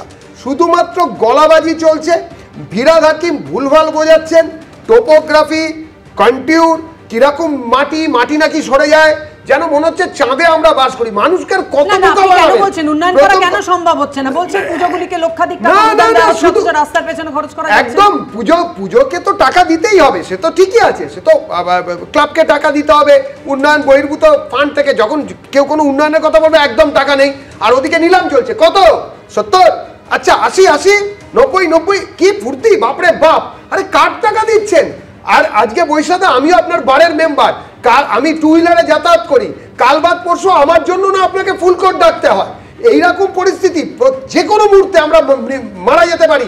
আপনি একবার চলুন আমার সঙ্গে, আমার বাইকের পেছনে বসে, কোমরে ব্যথা হয়ে যাবে, স্পাইনাল কর্ড ছিঁড়ে যাচ্ছে মনে হবে। এই পরিস্থিতিতে শুধু আমি আপনি নই, এটা হাজারে হাজারে কাতারে কাতারে যারা বাইক ড্রাইভ করে, যারা টু হুইলার চালায় তারা জানে রাইডারদের কি অবস্থা হয়, আর ফোর হুইলারদেরও ততই বাজে অবস্থা। আমার কথা হচ্ছে যে একটা কেন এই 15 বছরে প্রথম এই আজকে থেকে প্রকল্প শুরু হলো, কেন আজকের সমালোচনা করছেন? কেন বৃষ্টি কি গতকাল হয়েছে নাকি? গত 14 বছর আপনারা ক্ষমতায় আছেন, 14 বছর ধরে বৃষ্টি বিরোধীরা বলছে যে পুজো তো এই দুর্গাপুজোর ইতিহাস তো এখনের নয়, বহু বছরের ইতিহাস, 200 বছরের ইতিহাস। তো সেখানে এই এমন তো নয় যে এই বারোয়ারি পুজোগুলোতে যে অনুদান দিলেই সেই পুজোর মান উন্নত হচ্ছে, আগেও ভালোভাবে হতো, এখনো পুজো ভালোভাবে হচ্ছে। যদি পুজোর জন্য 495 কোটি টাকা খরচা করা যায়, তো সেই খরচটা এই রাস্তা সারানোর খাতে কেন করা যাবে না? কেন সাধারণ মানুষকে এই দুর্ভোগটা পোহাতে হবে? মানে আমি একটা জিনিস বুঝেছি যে পুজোয় 1,10,000 টাকা করে দেওয়াতে ওদের গায়ে খুব ফোসকা পড়েছে, কারণ ওই সিপিএমরা তো নাস্তি আর বিজেপিও চায় না যে বাঙালিদের শ্রেষ্ঠ উৎসব, বাঙালিদের এই উৎসব আন্তর্জাতিক স্তরে মমতা ব্যানার্জি যেটা করেছেন, আপনার কথার মাঝখানে কিন্তু একটা কথাও বলিনি, আন্তর্জাতিক স্তরে আজকে স্বীকৃতি, আজকে সারা বিশ্বের মানুষ আসছে এখানে, এই উৎসবের উপর অনেকে জীবন জীবিকা নির্ভর করে। ছোট ছোট পুজো, এই 1,10,000 টাকা তারা নিজেদের পুজো করতে পারে, এইটা মানুষ অ্যাপ্রিসিয়েট করে, যে মানুষ মেনে নিয়েছে, পুজো কমিটিগুলো মেনে নিয়েছে, এইটাকে ওদের গায়ে ফসকা পড়ে যাচ্ছে। আর আমি বলছি, আমি একটা কথা বলছি, ওনারা কত বড় মিথ্যে কথা বলে। আপনাকে বলছি, দেবজিৎ এত কথা বললো, আপনি দেখান তো, আপনি তো এত কিছু দেখাচ্ছেন, নৌকা চলছে দেখান তো, বলে দিলেন নৌকা চলছে এখানে দেখাচ্ছেন, একটা মিথ্যে কথা বলে। কুম্ভ মেলায় কতজন মারা গেছিল, তাদেরকে কি করেছে ইউপি গভর্নমেন্ট, কি করেছে, তাদের বিরুদ্ধে কি ব্যবস্থা নিয়েছে? আসুন দেখেন, রথযাত্রায় কতজন মানুষ মারা গেছিল, এই যে মিথ্যে কথাগুলো আপনারা দিনের পর দিন বলছেন, করদাতাদের টাকায় বৈশাখটা একটু শুনে নিন, আপনি বলবেন, আপনাকে বাকি সময় দেব। করদাতাদের টাকায় পুজো কমিটিগুলোকে করদাতাদের টাকায় অনুদান কেন? আমার আপনার টাকায়, করের টাকায় তো অনুদান দেওয়া হচ্ছে। বাঙালিদের শ্রেষ্ঠ উৎসবকে যদি সরকার মনে করে যে পুজোগুলোকে তারা সাহায্য করবে, আর্থিক সাহায্য করবে, এ তো কোর্টেও গেছিল বিজেপি এটাকে আটকানোর জন্য, এরা তো কোর্টেও গেছিল আটকানোর জন্য, কিন্তু আমরা প্রধান বিচারপতি বলেও ছিলেন এই অনুদান নিয়ে মামলায়, প্রধান বিচারপতি বলেও ছিলেন যে এই এত টাকা যদি অন্যান্য ক্ষেত্রে খরচ করা যেত, একটু উন্নয়নের ক্ষেত্রে খরচ করা যেত, এই উৎসবকে ক্ষেত্রে খরচ করা যেত, এটা এই উৎসবকে আপনারা খাটো করে দেখতে পারেন। কথা হচ্ছে প্রাণের উৎসব, এটাকে সরকারি সাহায্য করলে একদম গায়ে ফসকা পড়ছে। বাঙালিকে উৎসবের দিকে, প্যান্ডেলের দিকে নিয়ে যান, আরে বাঙালির বাঁচার অবস্থাটা রাস্তাটা তৈরি করুন অন্তত। আমি যদি বলতে যাই তাহলে তো আবার বৈষ্ণব বলবেন আপনি অনেক টাকা পান, কিন্তু দিয়ে দিতে পারছে না রাজ্য সরকারি কর্মচারী, তারই কর্মচারীদের মুখ্যমন্ত্রী বা সরকার দিয়ে দিতে পারছে না। ছেড়ে দিন, যে প্রতিবন্ধী যে মানুষগুলোর জন্য একটা সামান্য একটা টাকা দেন রাজ্য সরকার, 1,000 1,500 টাকা, একটা কোনো দিনের পর দিন এই যে যারা ক্ষতিপূরণ পেয়েছে, আপনি দেখেছেন যে যাদেরকে হাইকোর্ট ভৎসনা করেছে, যে যারা পাচার হয়ে গেছিল যে নারীদের, তাদের ক্ষতিপূরণ হিসেবে যে টাকা, সেই টাকার জন্য তাদের 1.5 বছর ধরে ঘুরে বেড়াতে হচ্ছে, সেই টাকা দেওয়া যাচ্ছে না। আর শুধুমাত্র এগুলোর পেছনে একটাই উদ্দেশ্য, সেটা হচ্ছে ভোট মোবিলাইজ করা। ক্লাবে টাকা দাও, বুথে টাকা দাও, যে কোনোভাবে টাকাটা তাদের মধ্যে ছড়িয়ে দাও, যাতে খুব ইজি মানি টাকাটা সরকার কোনোভাবে উন্নয়নের কাজে খুব ব্যয় হবে না, ক্লাবে যাবে, বুথে যাবে, এবং এই যে লোকগুলো যারা টাকাটা পাচ্ছে তারা পরবর্তীকালে আর 8 মাস বাদে ভোটটাকে তাদেরকে মোবিলাইজ করতে হবে। সুতরাং না না, অন্ধ কেন হবো? আরে লোকজনকে সরিয়ে নিয়ে এসেছিল, সিপিএম কে সরিয়ে আপনাদের নিয়ে এসেছিল কি এইসব কথা শুনে বলে? আমরা নিয়ে এসেছিলাম আপনাদেরকে, কেন নিয়ে এসেছিলাম? আপনারা এখান থেকে গতকালের রাজগঞ্জের ভিডিও তিনি ঠিক কি বলেছিলেন, এই রাস্তা সারাইয়ের প্রসঙ্গে তিনি ঠিক কি বলেছিলেন একবার শুনুন, তারপর আলোচনায় আসছে। লক্ষ্মীর ভান্ডার লাগে না, আমার কাছে পেঁয়াজ দিয়ে দিবেন, কেটে দেবো, ওই টাকা দিয়ে 100 জন লক্ষ্মীর ভান্ডার ছেলে রাস্তা হয়ে যাবে। ঠিক আছে,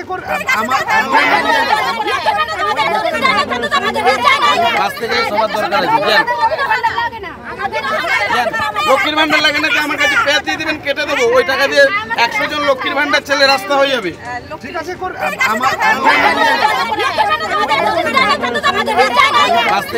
দরকার আছে। একদম আমি বৈষ্ণবদার কাছে আসবো। বৈষ্ণবদা তো সব গুলিয়ে যাচ্ছে, ভিডিও বলছেন হয় লক্ষ্মীর ভান্ডার নিন না হলে রাস্তা নিন, লক্ষ্মীর ভান্ডার টাকায় রাস্তা হয়ে যাবে। লক্ষ্মীর ভান্ডার তো মুখ্যমন্ত্রী এনেছিলেন এই গরিব মানুষের জন্য, মহিলাদের স্বনির্ভর করে তোলার জন্য না। মুখ্যমন্ত্রী পুজো অনুদানের কথা বলছিলেন, কি বড় বড় পুজো কমিটিগুলো যাদের প্রয়োজন নেই, যারা অনুদান ছাড়াও বড় পুজো করতে পারে, তারাও পেয়ে যাচ্ছে এই পুজোর অনুদানের টাকা। আমি যে সেখানে অপশন দেওয়া হচ্ছে যে হয় লক্ষ্মীর ভান্ডার নিন না হলে এই টাকায় রাস্তা করে দেবো। লক্ষ্মীর ভান্ডার তো আমাদের রাজ্যের মহিলাদেরকে দেয়া হয় 1000 টাকা 1200 টাকা পর্যন্ত, এবং এটা তো আগে কোনোদিন কেউ দেয়নি। না স্বাস্থ্যসাথী দিয়েছে, না কন্যাশ্রী দিয়েছে, না রূপশ্রী দিয়েছে, না লক্ষ্মীর ভান্ডার দিয়েছে। মহিলাদের জন্য একটার পর একটা সামাজিক প্রকল্প। এখানে দাঁড়িয়ে ভিডিও কোন প্রেক্ষিতে কি কথা বলেছেন তার ভিডিওর প্রতিনিধি তো আমি নই, তবু এইটুকু বলবো যে মমতা ব্যানার্জি যে সামাজিক প্রকল্প করেছে, জন্ম থেকে মৃত্যু পর্যন্ত কোনো না কোনো মানুষ, বাংলায় এত মানুষ পরিবার আছে, একটা পরিবারও বলতে পারবে না যে সরকারি সাহায্যে তারা পাশে দাঁড়ায়নি। এটা কিন্তু পশ্চিমবাংলায় মমতা ব্যানার্জি করে, যতই বিদ্রুপ করুন, মানুষ বারবার ওনাকে জেতাচ্ছেন, এমনি কারণে জেতাচ্ছেন না। বিজেপি এত সমালোচনা করে, 18 থেকে 12-তে নেমে গেছে, সিপিএম 0-তে চলে গেছে, আর মমতা বন্দ্যোপাধ্যায় এগিয়ে গেছে। যে মানুষ বারবার বিপুল ভোটে জেতাচ্ছে যে তৃণমূলকে, সেই তৃণমূলের সাধারণ মানুষের পাশে থাকবে, তাহলে তো সাধারণ মানুষকে এই রাস্তার ছবিটা দেখতে হয় না, এই রাস্তা দিয়ে যাতায়াত করতে হয় না। দেবজি, এই ডেভেলপমেন্ট না হলে মানুষ শুধু শুধু আমাদের সমর্থন করছে। বৈষ্ণবদা, বাম বিরোধিতা আমরা যখন আপনি একসঙ্গে যখন করতাম, তাহলে আপনার যুক্তিতে 34 বার বামেরা জিতেছিল, জনাদেশ পেয়েছিল, প্রচন্ড উন্নয়ন হয়েছিল। না না, হ্যাঁ, তাহলে ওরা ফলস ভোটে জিততো। আপনারা সায়েন্টিফিক রিগিং করে জিততো। আপনারা ঠিক আছে। এবারে হচ্ছে ইনি কি, আমি একবার শুধু বলবো এবিপি আনন্দ স্টুডিও থেকে, যে এই লোকটা কি কথা অনুযায়ী এখন ফলস ভোটে হয় না, এখন মৃত মানুষরা ভোট দিচ্ছে। তাহলে এসআইআর হলে আপত্তি কেন, এই প্রশ্ন উঠবে এবং এই নিয়ে আমরা আলোচনায় আসবো। তার আগে দেবজি, ইনি কি সেই ভিডিও যিনি কিনা শূন্য পেয়ে ভিডিওগিরি করেন? আমি জানি না, উত্তরবঙ্গের একজন নাকি ভিডিও আছেন যিনি শূন্য পেয়েও ভিডিও হয়েছেন, তিনি কিনা বুঝতে পারছি না, আমি দেখতে অসুবিধা হচ্ছে, হয়তো তিনিই হবেন। 1 নম্বর। 2 নম্বর হচ্ছে এত উদ্যোক্তা আসে কোথা থেকে? আমি তৃণমূল সরকারের সমালোচনা করছি না, কিন্তু একজন পাবলিক সার্ভেন্ট, আমাদের আপনাদের ট্যাক্সের পয়সা, ওই যে যারা হাত নেড়ে কথা বলছেন মহিলারা, ওই মহিলারা যারা তাদের বাড়ির লোকেরা, তারা নিজেরা যে ডাইরেক্ট এবং ইনডাইরেক্ট ট্যাক্স দেন, তার পয়সা এই ভদ্রলোকের মাইনে হয়। একটু আগে বৈষ্ণবদা লাখ টাকার কথা বলছিলেন না, এদেরও প্রায় মাইনে সেরকম। এই উদ্যোক্তা হয় কি করে? লক্ষ্মীর ভান্ডার ছেড়ে দিন, তারই রাস্তা হয়ে যাবে। কে কে ক্ষমতা দিয়েছে? শোকজ করা উচিত, শোকজ করা উচিত। আমি এটা কবেকার ভিডিও আমি জানি না, আপনি আজকে দেখাচ্ছেন, আমি এটা নিশ্চিতভাবে খবর নেব যে এই ভিডিও কোন প্রেক্ষিতে কেন এই কথাটা বলেছে। আমরা পাবলিককে সবসময় সম্মান দিই, মানুষকে সবসময় সম্মান দিই, তাই মানুষও আমাদের সম্মান দেয়। আমরা তো এই নয় যে নির্বাচনের সময় এসে বাজার গরম করবো, বন্ধ করে দেওয়া হবে, এই হুমকি কিন্তু শাসক দলের প্রতিনিধিদের মুখেই শোনা গেছে। শাসক দলের প্রতিনিধির মতন কথা বলছে। আজকে প্রশাসন আর তৃণমূল কি একই জিনিস? আপনি তো তৃণমূল এবং প্রশাসন কি একই জিনিস? একটা ব্লক ডেভেলপমেন্ট অফিসারকে দিয়ে আপনি তৃণমূলকে বিশ্বাস করলে হবে না। আমি কিন্তু সরকার মানে তৃণমূল কংগ্রেস দলটির বিরুদ্ধে এই মুহূর্তে বলছি না, এই মুহূর্তে সমালোচনা করছি এই ভদ্রলোকের বিরুদ্ধে যাকে কিনা ভিডিও বলে দেখানো হচ্ছেন। ইনি যদি সেই শূন্য পাওয়া জানি না, ভিডিও আমাকে জানতে হবে। এই দেখুন, আমরা খারাপ রাস্তা নিয়ে আলোচনা করছি এবং সেই খারাপ রাস্তায় একের পর এক দুর্ঘটনা ঘটলেও কিন্তু রাস্তাটা ঠিক হচ্ছে না। জলপাইগুড়ি, কোচবিহার, নদিয়া, খড়গপুর সব জায়গায় এই বেহাল রাস্তার একই ছবি দেখুন। বড় বড় গর্ত, বেশিরভাগ জায়গায় পিচের আস্তরণ উঠে গেছে, তার মধ্যে জল জমে ভয়ঙ্কর অবস্থা। উত্তরের জলপাইগুড়ি, কোচবিহার, মালদা থেকে দক্ষিণের নদিয়া, পশ্চিম মেদিনীপুরে খড়গপুর সব জায়গায় জঘন্য রাস্তায় চূড়ান্ত দুর্ভোগের একই ছবি। জলপাইগুড়ির ময়নাগুড়ি পুরসভার 16 নম্বর ওয়ার্ডে প্রায় 1.5 কিলোমিটার এই রাস্তার চূড়ান্ত বেহাল অবস্থা। কয়েক বছর ধরে এই রাস্তার হাল কিন্তু এরকমই, বর্ষা হলে 1 হাঁটু জল। আগে যখন এর পঞ্চায়েত ছিল সেই সময় থেকে কিন্তু বেহাল রাস্তা, পুরসভা হওয়ার পরেও কোনো সুরাহা হয়নি। আগে এই এলাকা ছিল পঞ্চায়েতের অধীনে, এখন পুরসভা হয়েছে, কিন্তু বেহাল রাস্তার ছবিটা বদলায়নি। গাড়ি লাফায়, লোকের অসুবিধা, ঠেঙ্গা ওই যে কি দিল ওগুলা দেওয়ার পরে তো গাড়ি আর যায় না, তাতে একটা গাড়ি ওইখানে পাল্টি খেয়ে গেছে, টোটো প্যাসেঞ্জার সহ। কোচবিহারের দিনহাটা বলরামপুর সড়কের প্রায় 20 কিলোমিটার এই রাস্তা অসম যাওয়ার ক্ষেত্রে অন্যতম গুরুত্বপূর্ণ। প্রতিদিন কয়েকশো ভারী ট্রাক যাতায়াত করে এই রাস্তা দিয়ে। সড়কের হাল দেখা যাবে যে একেবারে বর্ষায় কিন্তু ভেঙে গেছে, জল প্রতিদিন এখানে শয়ে শয়ে ভারী গাড়ি এই রাস্তা দিয়ে যাতায়াত করে, যার ফলে কিন্তু এই অবস্থা বলছেন স্থানীয় বাসিন্দারা। কিছুদিন আগে পিডাব্লিউডির তরফ থেকে যে গর্তগুলো ইট দিয়ে দেখতে পাচ্ছেন, সেই ইট দিয়ে কিন্তু বোঝানো হয়েছে, কিন্তু তাতেও কোনো লাভ হয়নি। খারাপ, কয়েক বছর থেকে এরকম সাধারণ একটা টোটোর মধ্যেই যাওয়া যায় না, বলরামপুর গেলেই শরীরের পেটের ব্যথা উঠে যায়। নদিয়ার রানাঘাটের অবস্থাও একই রকম ভয়াবহ। 2 নম্বর ব্লকের বহিরগাছি গ্রাম পঞ্চায়েতের প্রায় 10 কিলোমিটার রাস্তার কঙ্কালসার অবস্থা। আপাত দৃষ্টিতে দেখলে মনে হতে পারে এটি কোনো জলাশয়, আদৌ নয়, এটি জলাশয় নয়, একটি গুরুত্বপূর্ণ রাস্তা, এবং এখান দিয়ে প্রত্যেক দিন হাজার হাজার মানুষ তারা কিন্তু যাতায়াত করেন। 1 হাঁটু জল থাকে সারা বছর, আমরা বর্ষাকালে চলাফেরা করতে পারি না। আমাদের একটাই হাই স্কুল, এই স্কুলে আসতে পারে না শুধু রাস্তা খারাপের জন্য। মালদার হরিশ্চন্দ্রপুরে আবার রাস্তা সংস্কারে বরাত পাওয়া তৃণমূল নেতার বিরুদ্ধে উঠেছে দুর্নীতির অভিযোগ।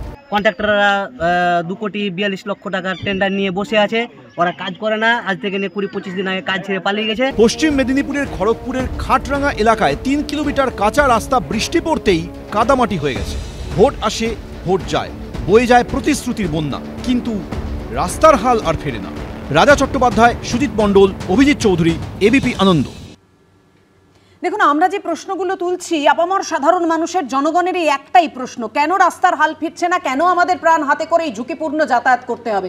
পার্থদার কাছে আসবো। পার্থদা, অনুদান দেয়া যেতে পারে, কিন্তু প্রশ্ন তোলা যাবে না রাস্তা কেন হচ্ছে না, কেন জল জমে রয়েছে, কবে নিকাশি ব্যবস্থা ঠিকঠাক হবে, এই প্রশ্নগুলো করা যাবে না। মানে কোথাও কি এই অনুদানের রাজনীতি করতে গিয়ে, আমি একদম কোট আনকোট রাজনীতি বলছি যেটা আপনারা অভিযোগ করেন, সেটা সার্বিকভাবে পরিকাঠামোর উন্নয়নটাকে ব্যাহত করছে? করছে তো বটে, সেটা চোখে আঙুল দিয়ে দেখা যাচ্ছে। একটা হচ্ছে যে এই অনুদানের রাজনীতি যদি চলতো আর বাকি পরিকাঠামোগুলো সব ঠিক আছে, তাহলে এটা হচ্ছে যে এভাবে কাঠগড়ায় তোলা যেত না। আপনি যে রাস্তার ছবি দেখাচ্ছেন, এই রাস্তা দিয়ে যদি 1 ঘন্টা কোনো রোগীকে নিয়ে যেতে হয়, আপনারা মালদার দিকে দেখাচ্ছেন, রোগী হাসপাতালে যেতে যেতে মারা যাচ্ছে, আপনি প্রশ্ন করতে পারবেন না রাস্তা নিয়ে?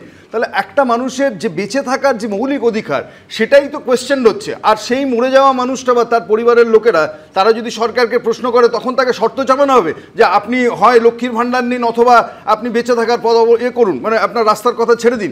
আমি বলছি যে এই এত বড় ঔদ্ধত্য, এই সাহসগুলো এই আমলে হচ্ছে কারণ যে এই বিডিও এসডিও যারা আছে, এরা হচ্ছে যে তৃণমূল কংগ্রেস শাসক, তাদের একেবারে ধামাধরা লোক হয়ে গেছে, স্বেচ্ছাসেবকে পরিণত হয়েছে। এবং সর্বোপরি আমি বলছি একদম টপে ওপরে যারা আছেন, তারা দৃষ্টি ঘোরান, দায় চাপান কীরকম। আপনি কিছুদিন আগে দেখবেন মেয়র সাহেব কলকাতা শহরের ববি হাফিং বললেন যে কলকাতার রাস্তার মাটি খুব নরম, সেই কারণের জন্য এখানে রাস্তা টিকিয়ে রাখা মুশকিল। এবার আমি আপনাকে বলছি যে গ্র্যান্ড ট্যাঙ্ক রোড শেরশাহ আমলে তৈরি, ফলে সেটা মূলত গেছে গাঙ্গেয় অববাহিকার অঞ্চলে নরম পলিমাটির ওপর দিয়ে। ফলে লোকে ছিল নাকি, বোকা ছিল নাকি, সে তখনও তো ভারী ভারী যুদ্ধ সরঞ্জাম যেত, গাড়ি যেত, ফলে তখনও রাস্তা ছিল, রাস্তা এখনও আছে। এখন যেটা হতো যে রাস্তায় ভার বাড়ছে, অথচ সেই অনুযায়ী কোনো পরিকল্পনা হচ্ছে না রাস্তা সারানোর ক্ষেত্রে। এটা হচ্ছে মোস্ট আনফর্চুনেট জায়গা। পুজোর ক্ষেত্রে, পুজো অনুদানের ক্ষেত্রে আপনি যেমন 450 কোটি টাকা প্রত্যেক বছর ভেবে রাখছেন যে মনোমোহিনী কাজে মানুষকে খুশি রাখার জন্য দেবো, কিন্তু মানুষকে সুস্থ রাখার জন্য যে আমি রাস্তার পেছনে যে 5,000 কোটি টাকা খরচ করবো বা 10,000 কোটি মিনিংফুলি, সেটা করছেন না। এবার পুজো আসছে, কিন্তু এবারের বাজেটে, হ্যাঁ পার্থ আপনি বলবেন, কিন্তু এবারের বাজেটে 37,000 কিলোমিটার গ্রামীণ রাস্তা তৈরির জন্য তো 1,500 কোটি টাকা বরাদ্দ করেছে রাজ্য সরকার। ওটা আপনারা যারা রাস্তার কাজ মানে জানেন না বলে বলছি, ওটা কোনো টাকাই না। যে 37,500 কিলোমিটার রাস্তায় যদি 1,500 কোটি টাকা বরাদ্দ হয়, তাহলে পার কিলোমিটার রাস্তার মেইনটেনেন্স কস্ট সো হাই, বিশেষত ভেঙে যাওয়া রাস্তা, ওই টাকাটা কিচ্ছু না। পরিষ্কার সরকারের ভাবনাটা, হ্যাঁ আমি বলছি বরাদ্দেই পরিষ্কার যে ওই রাস্তার যতগুলো ভেঙেছে, যত দূর ভেঙেছে, আদৌ সেটা রিপেয়ার করা সম্ভব না। এবং তার সাথে ড্রেনেজ লিকেজ যদি যেগুলো ধরা আসলে, এটা লাস্ট আমি যেটা বৈষ্ণববাবুকে বলবো যে এই পরিকল্পনাটা যেটা পুজোর ক্ষেত্রে আপনাদের পরিকল্পনা, পুজোর ক্ষেত্রে যে পরিকল্পনাটা আপনাদের থাকছে 450 কোটি টাকা অনুদানে, রাস্তার ক্ষেত্রে কেন বলুন? স্টেট হাইওয়েতে গ্রামীণ রাস্তায় আমি নিজে নবদ্বীপ সেদিন গেলাম, কালনা, কাটোয়া, বর্ধমান ওই রাস্তাটার উপর দিয়ে, বা ফেরবার সময় আমি নদিয়ার দিকে কৃষ্ণনগর থেকে বারাসাত হয়ে ফিরলাম।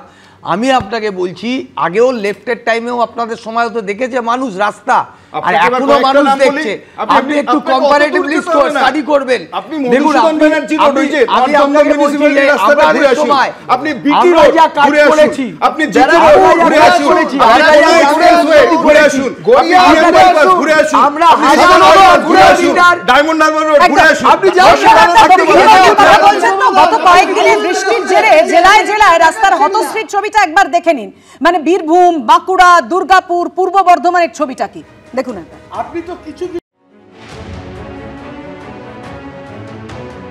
রাস্তা সংস্কারে পথশ্রী প্রকল্প চালু করেছে রাজ্য সরকার, কিন্তু জেলায় জেলায় সামনে আসছে রাস্তার হতশ্রী চেহারা। কোথাও বৃষ্টির পরে রাস্তার কঙ্কাল চেহারাটা বাইরে চলে এসেছে, কোথাও রাস্তার গর্তে জল জমে যেন তৈরি হয়েছে মরণ ফাঁদ।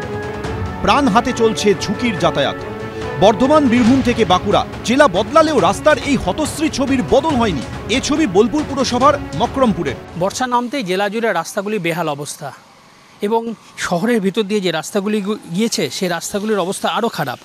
একাধিক জায়গাতে টোটো উল্টেছে, সাধারণ মানুষ আহত হয়েছে, সাধারণ মানুষের মৃত্যু হয়েছে, কিন্তু প্রশাসনে হুঁশ ফেরেনি। এই রাস্তা দিয়েই প্রতিদিন স্কুলে যায় শয়ে শয়ে পড়ুয়া, আর দুর্ঘটনাও ঘটছে মাঝে মধ্যে। রাস্তার অবস্থা একদমই খারাপ, আমাদের এই বাচ্চাদের স্কুলে নিয়ে যেতে প্রচণ্ড অসুবিধা হচ্ছে। গতকাল না পরশু একজনের হাত ভেঙে গেছে টোটো উল্টে। রামপুরহাটের শ্রীফলা মোড় থেকে 2 কিলোমিটার এই রাস্তা দিয়ে প্রতিদিন হাজার হাজার মানুষ যাতায়াত করেন। এই হলো তার অবস্থা। মানুষের চলাফেরা যাতায়াতের খুবই অসুবিধা। এই ভাঙাচোরা রাস্তা প্রত্যেক দিন দুর্ঘটনা ঘটছে। বর্ধমান শহরের জিটি রোডের একাংশের অবস্থা ভয়ঙ্কর। বীরহাটা থেকে বর্ধমান স্টেশন পর্যন্ত 2.5 কিলোমিটার রাস্তার বেশিরভাগটাই গর্তে ভরা। রাস্তার অবস্থা একবারে জঘন্য। গর্ত বাঁচিয়ে, ড্রেন বাঁচিয়ে, গাড়ি বাঁচিয়ে আস্তে আস্তে আস্তে আস্তে করে আসছে। বর্ধমান উত্তরের মহকুমা শাসক জানিয়েছেন রাস্তার ওয়ার্ক অর্ডার হয়ে গেছে। বৃষ্টির জন্য পিচের কাজে দেরি হচ্ছে, বৃষ্টি কমলেই দ্রুত কাজ শেষ হবে। বাঁকুড়াতেও রাস্তার হাল খুব একটা ভালো নয়। একে তো খানা খন্দে ভরা, তারপর বৃষ্টির জল জমে মরণ ফাঁদে পরিণত হয়েছে বাঁকুড়া শহর লাগোয়া লক্ষিয়াতোড়া বাইপাসের 2 কিলোমিটার এই রাস্তা। আশেপাশের 30-40টি গ্রামের মানুষ এই রাস্তার উপর নির্ভরশীল। বাঁকুড়ার লক্ষিয়াতোড়া বাইপাস থেকে সানমাদা হয়ে ভুস্তগড় যাওয়ার সেই কাঁচামাটির রাস্তা দেখতেই পাওয়া যাচ্ছে। এই যে রাস্তা, সে প্রায় 2 কিলোমিটার রাস্তা বেহাল, খালাকন্দে জরাজীর্ণ অবস্থায় রয়ে আছে। সাধারণ গ্রামবাসীদেরকে এই জীবনের ঝুঁকি নিয়ে পারাপার করতে হচ্ছে এই রাস্তা দিয়ে। এই রাস্তা দিয়ে যাত্রীবাহী বাস, পণ্যবাহী ট্রাক, স্কুল বাস থেকে শুরু করে প্রায় 20 থেকে 25টা গ্রামের মানুষ, 3টা অঞ্চলের মানুষকে তাদেরকে বাঁকুড়া গুরুত্বপূর্ণ কাজে আসতে গেলে এই রাস্তা দিয়ে আসতে হচ্ছে। প্রচুর অসুবিধা হচ্ছে, আমাদের বাচ্চাদের ক্ষতি হচ্ছে, জীবনের ঝুঁকি নিয়ে চলতে হচ্ছে। প্রচুর খারাপ রাস্তার অবস্থা। স্থানীয় বাসিন্দাদের অভিযোগ, বারবার প্রশাসনকে বলেও কোনো কাজ হয়নি। যদি 7 দিনের মধ্যে এই রাস্তাটা না করে তাহলে আমরা বৃহৎ আন্দোলনে নামবো, বিডিও অফিস ঘেরাও করব। জেলা প্রশাসন থেকে আমাদেরকে আশ্বস্ত করেছে খুব যত দ্রুত সম্ভব রোডটা করে দেবে। দুর্গাপুর গভর্নমেন্ট কলেজ থেকে বেসরকারি আইকিউ সিটি মেডিকেল কলেজ পর্যন্ত 3 কিলোমিটার রাস্তার অবস্থাও তথৈবচ। 2 পা চলতে গিয়ে নাজেহাল হতে হচ্ছে মানুষকে। পূর্ণেন্দু সিংহ, ভাস্কর মুখোপাধ্যায়, কমল কৃষ্ণ দে, এবিপি আনন্দ।